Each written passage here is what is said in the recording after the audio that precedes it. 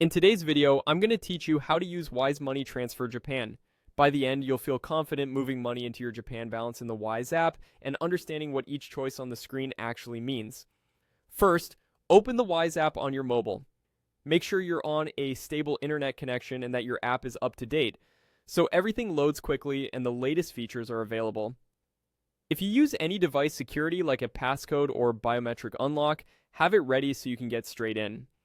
Next, find and tap your Japan account balance. This is the balance denominated in Japanese yen. If you have multiple currencies, look for the one labeled JP. Tapping it opens the page dedicated to your Japan balance where you can manage funds and view recent activity.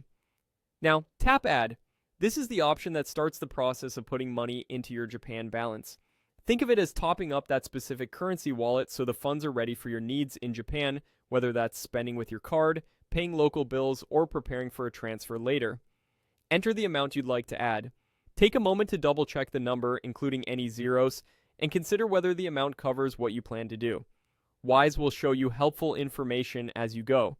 So entering the amount first gives you a clear idea of costs and timing on the next screens. Select Paying In. This tells Wise which currency you're sending from. For example, you might be paying in dollars or euros, and Wise will convert that into yen for your Japan balance. Your choice here can affect exchange rates and fees, so pick the currency that matches the account or card you intend to use. Select Paying With. This defines how you'll fund the top-up. Options can include bank transfer, card, or mobile wallet payments depending on availability in your region. Generally, bank transfers can be cost-effective, while cards are convenient and often faster. Choose what best fits your priorities for speed and fees. Finally, tap Continue. You'll see a summary that reflects your amount, the currency you're paying in, the method you're paying with, the estimated fees, the exchange rate to JPY, and when the money is likely to arrive. Review these details carefully to make sure everything matches your plan. If anything looks off, use the back arrow to adjust before proceeding. When everything looks good, you're set to move forward and let Wise handle the rest securely. That's it.